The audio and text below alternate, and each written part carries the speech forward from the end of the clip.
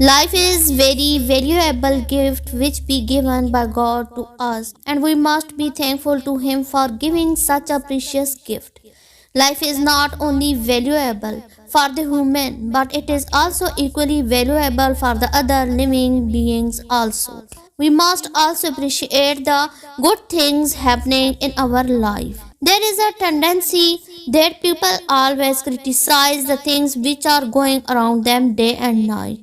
Nowadays, it is seen that people are giving indulge in bad habits, which is ultimately going to destroy their life. People must observe the fact that there is a positive, beautiful, and colorful side of life also which must be adopted.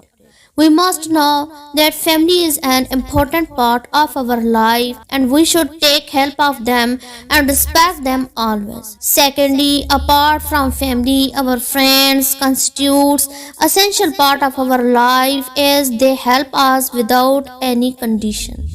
In order to make our life valuable, we must set some goals and try hard and consistently to achieve them. We must do something good very often so that we must receive blessing and good wishes from our elder and friends.